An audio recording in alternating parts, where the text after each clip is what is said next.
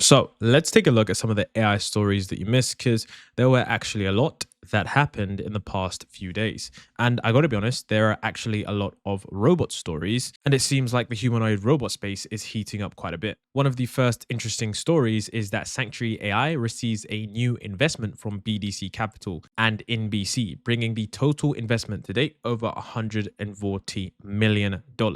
This is pretty incredible. You can see that there is a huge amount of funding going into humanoid robots. $140 million to date in a humanoid robotics startup is a hefty amount, considering that this isn't a truly large company by any means compared to some of the others. You know, they're pretty small. But if you haven't been paying attention to Sanctuary AI, they've actually got a really nice humanoid robotics platform. This is their Phenix Carbon robot. It's on the Carbon platform.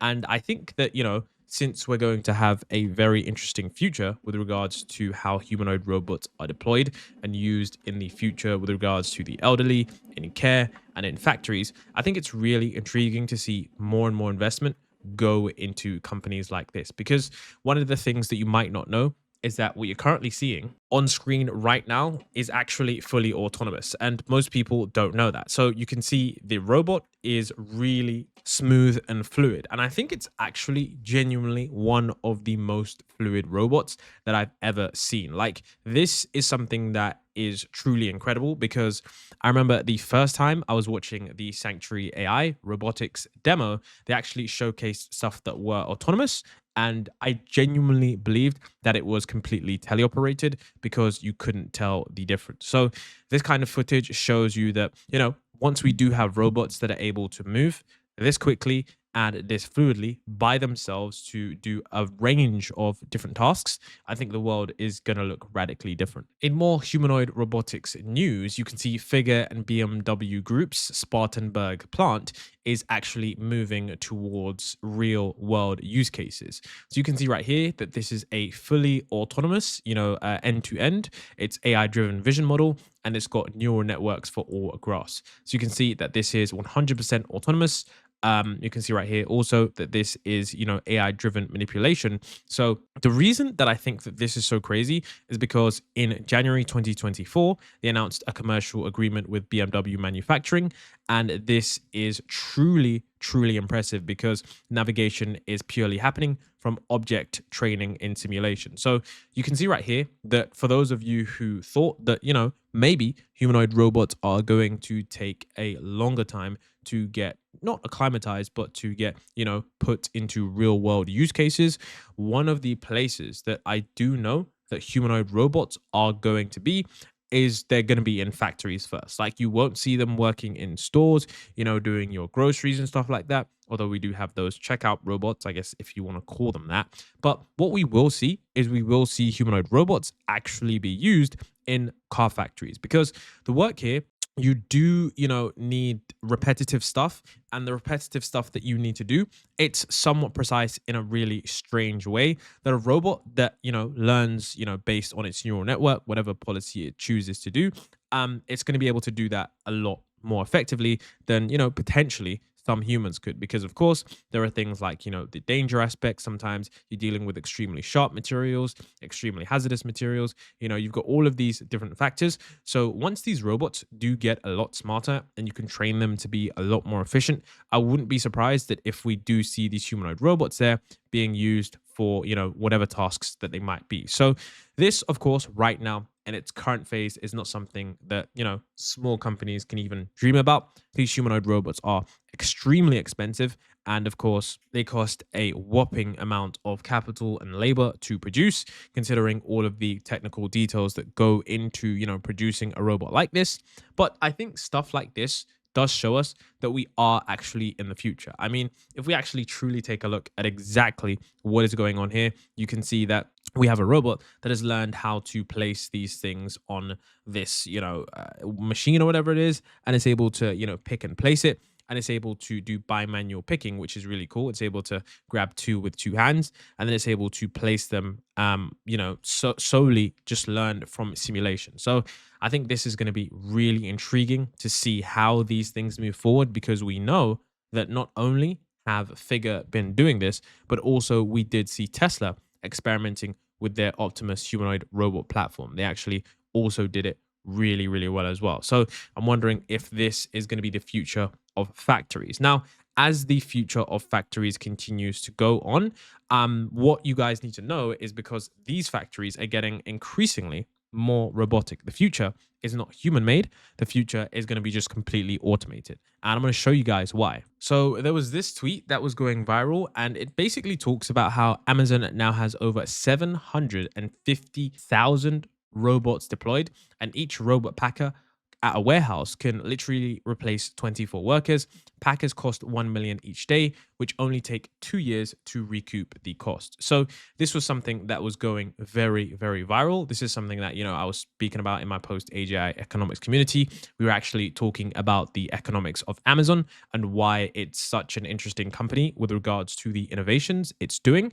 And I think here you can see that Amazon is taking a very innovative approach in order to making sure it is remaining as efficient as possible. And all of these robots are operating in this grid form. They are all managing to, locate all the packages, ship them out. Of course, you've got humans here in the loop, but it is something that is, robots and humans working together that seems to be a lot more effective than just traditional humans in the factory. And of course, these robots can work for 24 hours on end. So this is likely going to be something that continues to grow as the, robots get a lot better. So it wouldn't be surprising if we see these robots, more and more, in factories. And I wouldn't be surprised if some of them were just completely, robot automated. Now, this is the startup that I really wanted to talk about before, but I didn't really have the video to where I could even talk about this startup. So if you've ever seen Westworld, and I say that as someone who hasn't even seen Westworld, but I know the concept of the show,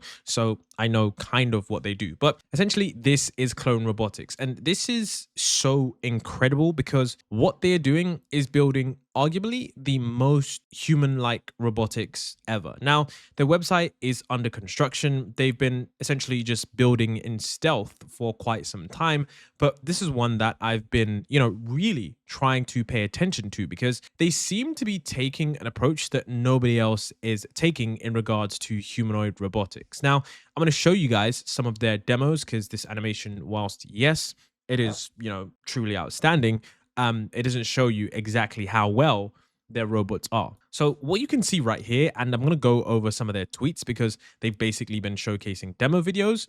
You can see here that they are, working on creating robots that have truly lifelike movements and lifelike hands. So what you're seeing here is their hands. Now, I do think that they are probably working on full humanoids, but I think that what they're showing us here is that they're working, of course, on actual hands first. Now, this first hand that you see here is one that they, is kind of like a prototype, I guess, or whatever. And we can see a lot of the wires back here. You can see that all of these wires back here, and the majority of this stuff is covered with this, like, I guess you could call it not foam, but like this fabric or whatever that they're probably going to be using to, like, grip stuff, I guess, potentially.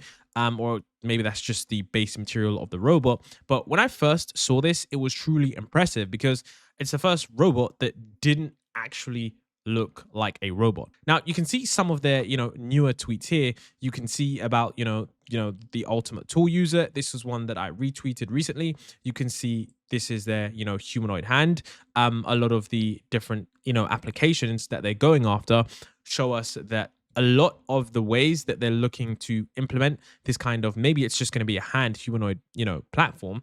A lot of the ways that they're looking to implement this would allow for a lot of interesting applications because we know that the human hand is very flexible. It's got, huge degrees of freedom, and you're able to do just remarkable things with this, with this hand. Like, the human hand is an incredible feat of engineering. And you can see, some of these other pictures here. Now, they recently released this pronation and supination, thing where they talk about how the hand is going to move. And this one did seem a bit rigid, but there was a tweet from the, Humanoid Hub. This is a great Twitter account if you're trying to, follow Humanoid Robotics. But he says the movements appear choppy and lacking fluidity. What is the core issue? How significantly does it impact precision and fine manipulation? Someone that works there, the CEO, I'm not exactly sure who this is, but he says there is no issue. There is an open loop sequence with only full muscle contractions. We'll release the fine manipulation MPC demo soon. So this is just, showing you guys that they're able to do this smoother. And they did. They showed us in another video here, where you can see that this hand is moving, incredibly smoothly. So I'm not sure what kind of, engineering is going on here. This is definitely a lot more different and it looks a lot more complex than some of the other things that we have seen. But I do like what I have here. I mean, maybe it's just the Westworld in me or the singularity in me that just really wants to believe that this is possible. But it does look like these guys have been doing some very fascinating stuff, some amazingly impressive feats of engineering. And I think maybe we're going to get a demo soon. I honestly can't wait, but they've been in stealth for quite some time, so whatever it is that they've been working on, I think if they do ever do some kind of demo, it probably is going to surprise us. And there's probably going to be definitely like a lot of applications for this kind of technology if they manage to get it working truly effectively. So I'm not sure if I actually managed to keep this clip in before, but what I did want to show you all was this, where Bill Gates was actually talking about metacognition and stating that the next big frontier is metacognition. And that's just basically where AIs can think about the reasoning. Honestly, I don't remember if I covered this before, but I do think it is a pretty important post. And there is something else that I do want to show you guys as well, because there was a recent interview / post with someone that I wanted to show you guys. But this is important, but we'll get into this in a minute. By accessing video data and getting very good at synthetic data, that we can scale up probably 2 more times. That's not the most interesting dimension. The most interesting dimension is what I call metacognition, where understanding how to think about a problem in a broad sense and step back and say, okay, how important is this answer? How could I check my answer? What external tools would help me with this? The overall cognitive strategy is so trivial today that, it's just generating through constant computation each token in sequence. And it's mind-blowing that that works at all. It does not step back like a human and think, okay, I'm going to write this paper and here's what I want to cover. Okay, I'll put some facts in. Here's what I want to do for the summary. And so you see this limitation when you have a problem like various math things, like a Sudoku puzzle, where just generating that upper left-hand thing first causes it to be wrong on anything above a certain complexity. So we're going to get the scaling benefit, but at the same time, the various actions to change the underlying reasoning algorithm from the trivial that we have today to more human-like metacognition, that's the big frontier. So basically what he's talking about in this is that, the way that humans think is a lot different to the way that AIs think. When we ask an AI system something, we're asking it 0 shot. So for example, when we ask it, hey, can you write me this essay? It will write an entire essay from start to finish, and it won't essentially pause, reflect, rethink, think about its response. And it doesn't reason, it just generates. Okay, so those are different things. Now essentially what Bill Gates is saying here is that yes, certain things happen with scale. You can improve the model via just increasing parameters, data size, just scaling up everything, and you do get more precision with the model.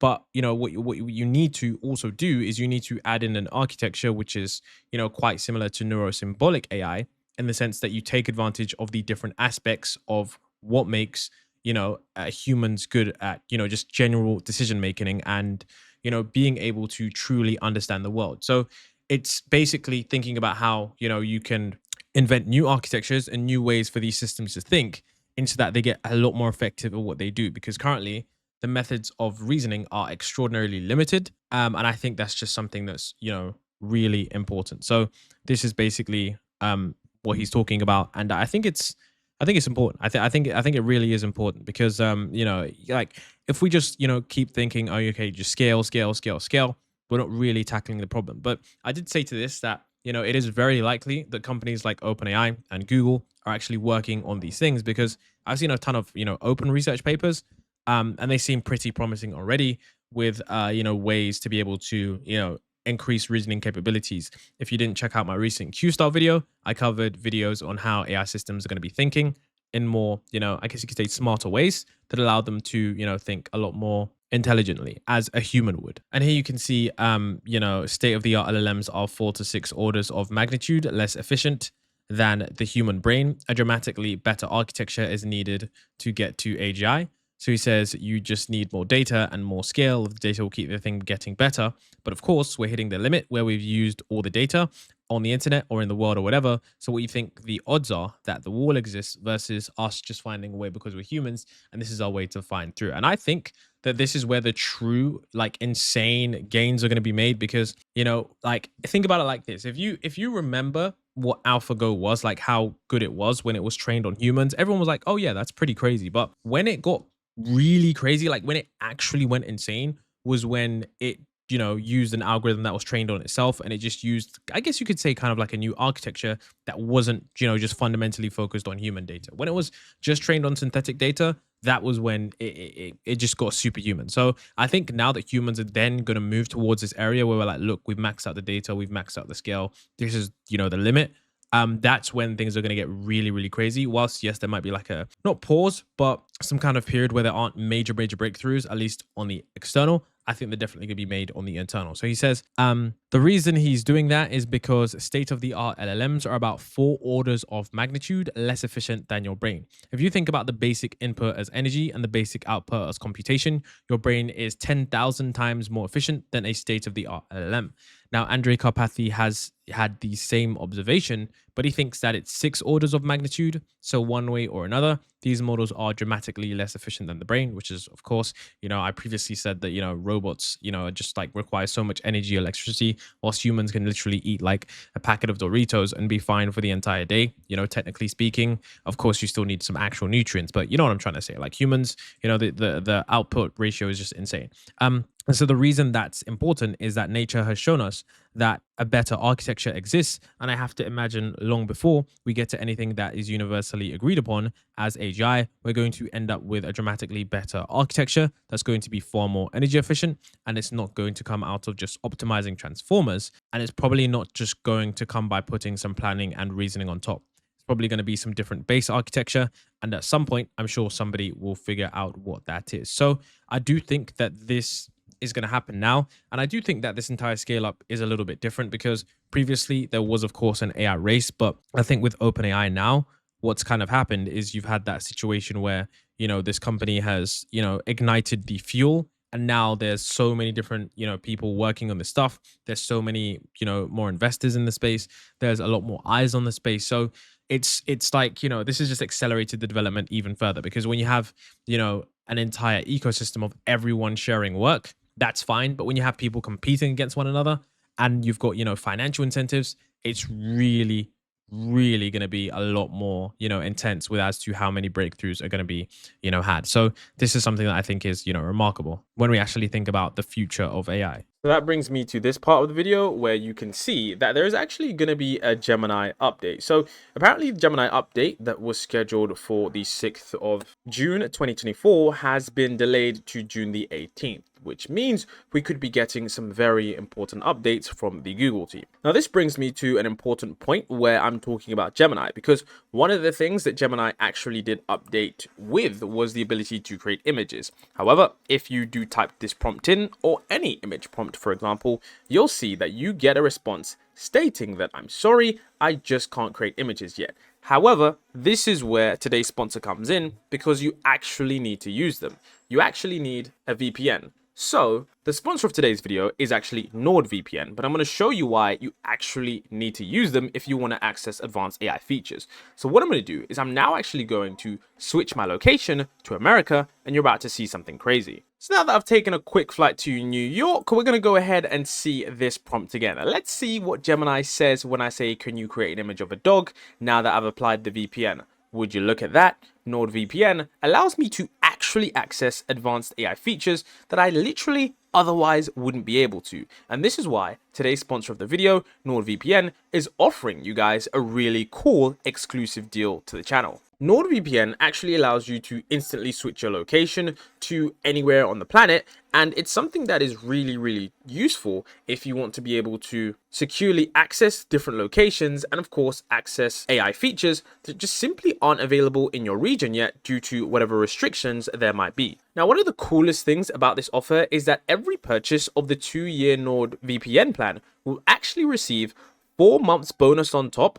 And on top of that, you actually get 20 gigabytes of Saily data vouchers. And Saily is basically a new e-service SIM app that is brought to you by Nord Security. And it literally just allows you to have internet wherever you are on the planet pretty much. So if you travel or stuff like that, this is definitely going to be useful for you. Now, don't forget, NordVPN do have a 30-day money-back guarantee. So if you have any issues, you can always get a refund. And my exclusive link where you get the deal is actually nordvpn.com/theAIgrid. But with that being said, like I was talking about Google, you definitely do need to access some kind of VPN if you want to access these kinds of features. And VPNs, and this is not even like part of the sponsored video, but VPNs like NordVPN have actually been pretty useful because we do know that all of these AI companies, for whatever reasons and restrictions and regulations going on in the EU, sometimes they do just roll it out to America first, where they will test the product and then roll it out to the EU. Now, this is pretty crazy. We got an update from 11 Labs. I personally wish they would just focus on making the like emotions in their speech models. I don't know when that's coming, but I think that they should do that. But essentially, they introduced a voice isolator, remove unwanted background noise, and extract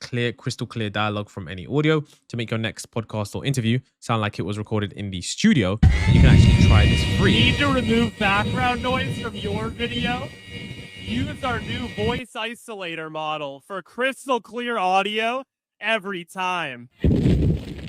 That's pretty crazy. That is actually pretty crazy. Like, imagine being able to do this and you can literally just pretty much record anywhere you want. I mean, that's a game changer for content creators or for people that don't have an environment that is, you know, really effective. So you can pretty much record anywhere, just clean up the audio, and then you're good to go. I mean, this last piece of audio sounds every time super clear. I mean, it's just incredible what technology is able to do. There was also this. I was actually meant to get to this earlier, but I didn't. It says Eureka, introducing the world's first AI doctor. Eureka can order labs and give care in the real world. It is covered by health insurance, just like a healthcare provider, and is already working with thyroid patients in the United States. It's 90 times faster than most care in the United States, and 9 out of 10 users want to continue with Eureka's recommendations. Eureka thinks like a doctor and reasons like a detective. Before any care starts, a board-certified physician reviews Eureka's recommendations to make sure that everything is in order.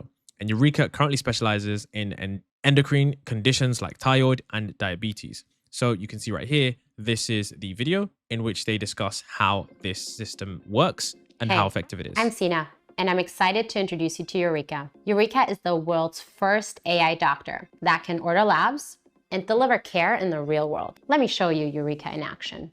Eureka gives you fast and personalized care for your conditions. Eureka has unlimited time, attention, and patience. When Eureka learns that I have hypothyroidism, it knows exactly what questions to ask next. Eureka can do this because it thinks like a doctor and reasons like a detective. In a few minutes, Eureka discovers that I'm taking too little medication and then recommends an adjustment to improve my symptoms. Eureka then orders follow-up labs for the future to monitor my improvements. Before any care starts, a licensed physician reviews Eureka's recommendations to make sure everything's in order. Working with Eureka is almost 90 times faster than traditional and specialist care in the US. And users love Eureka. 9 out of 10 users want to continue with Eureka's suggested care. And maybe that's why Eureka also receives 3 times more excellent care ratings than the average care visit. We built Eureka to take symptoms seriously and to give incredible care 24 hours a day, 7 days a week. Eureka currently specializes in endocrine conditions. And if you have diabetes or a thyroid condition, you can get care now by visiting eurekahealth.com. There was also this rather interesting perspective on how AI is going to be in terms of, you know, dominating the human race in certain aspects. Now, many people think that superintelligence is the, you know, biggest problem that we need to face. I don't want to say I disagree, but it's not something that I currently think about. I think about stuff that are more, you know, near term. And he, you know, Ilya Polasukin, says that there's no economic incentive for AI to wipe out humans, but there is a risk that we become so addicted to the dopamine systems they feed us to keep us entertained that we end up in idiocracy. And I agree with this, because if you don't know already, like even this video that is, that you're watching right now, this video appeared on your feed because of the algorithm, the YouTube algorithm. The YouTube algorithm is AI, determined. AI determines, what it's going to show you. And essentially that means that AI is already deciding a lot of the things that you watch, because humans are intrinsically lazy. We pick up our phones. We don't go on the subscription feed. We just look at what's first on our phone, and that's what we watch. And because of that, my video is here. Hopefully it was. And I think that in the future, things like that are going to get a lot more exacerbated as these models become even better. Just being more engaging. Not a human, right? So unless somebody goes and says, let's kill all humans, it's not going to go and magically do that. In the blockchain world, you realize everything is driven by economics one way or another. And so there's no economics which drives you to, kill humans. Like that's just not, like this, even if, it wants kind of freedom, etc., well, then it just flies out in the space, etc., right? So, but like the reality is what we're doing right now, we're building systems to improve ourselves, to further what our minds can. And yes, we'll have autonomous agents that will have specific missions and goals, and will be doing things. But at the end, when they are acting in the physical world, right, it's governed by the same kind of laws that we are governed here. If somebody uses AI to start building biological weapons, it's not different from them trying to build biological weapons without AI. And so ideally, with AI, we actually should be better at finding that out and actually preventing this. It's people who are starting the wars, not the AI in the first place. The more realistic scenario is more that we just become so kind of addicted to the dopamine from the systems, which are just trying to keep us entertained, and we are more just stop trying to ourselves become more intelligent and more sophisticated, using these tools and using this kind of systems as bicycle for our mind. And I think that's what I would like to prevent, is kind of the kind of convergence into oh, actually I just can stare at my phone and scroll through things. Idiocracy was... Yeah, that's what I was referring to. There is also going to be Grok 2 out in August, so keep your mind out for that, because I would say, I gotta be honest, there is a bit of nuance to this, because Grok is, I think I have Grok. Do I have Grok? It's weird, okay? Super weird system, the way how you use the system. I don't know, it's weird, okay? Grok is just a really weird system, if I'm being honest. So I would like these guys to have an actual website, not just baked into the X platform, so we can actually use their models for whatever it is that they might do. But either way, apparently Grok 2 is going to be out in August, so it will be interesting to see what that is, because last time Grok 1.5 Vision actually did some remarkable improvements. Meta also published this paper, which is 3D Gen, a groundbreaking technology introduced by Meta for generating high-quality 3D assets from textual descriptions. It leverages two primary components, Meta 3D Asset Gen for generating 3D shapes, and Meta 3D Texture Gen for generating detailed textures. With 3D Gen, users can quickly produce 3D models, complete with textures and physically based rendering PBR materials, allowing these assets to be, relit in real-world applications. It's pretty fast, creating detailed and accurate prompt 3D models in literally just under a minute. And it, even, actually, supports retexturing and, redoing the models based on new textual, input. So, it works in two ways. It basically generates a 3D mesh, and then with the basic textures from the text prompt using Meta 3D Asset Gen. And then in second tense, it just, enhances the texture quality, and then using the details, the Meta 3D Texture Gen based on either the original or new text prompt. So this kind of integration, they've kind of combined two things together to make something that is really effective. And it's something that I think is really cool. Here you can see that, it's able to texture, many different things, in multiple different ways. You can see that the theme here is some kind of cotton wool theme. So yeah, I think this is going to be, something that, slowly improves, because when I was first looking at these kinds of papers, it was always kind of interesting to see how, bad models were.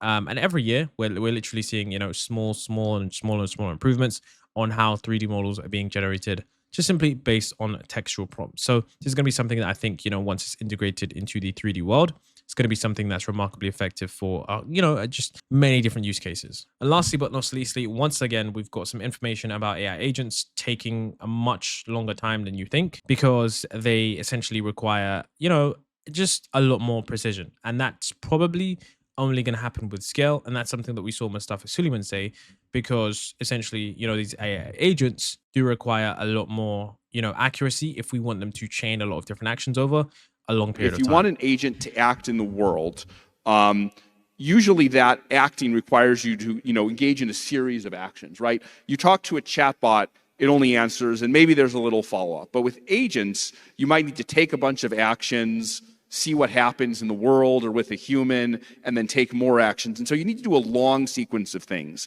And for that long sequence of things to actually work, the error rate on each of the individual things has to be pretty low, right? If I'm a robot and I'm like, okay, I'm going to pick up this thing and walk over there, and then I'm going to pick up that, I'm building the house or something. There's probably thousands of actions that go into that.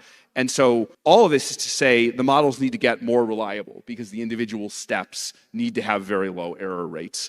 And I think part of that will come from scale. Like we need another generation or two of scale before the agents will really work. If you want. So don't let that put a dampener on your enthusiasm for AI. Hopefully you guys all did enjoy this video.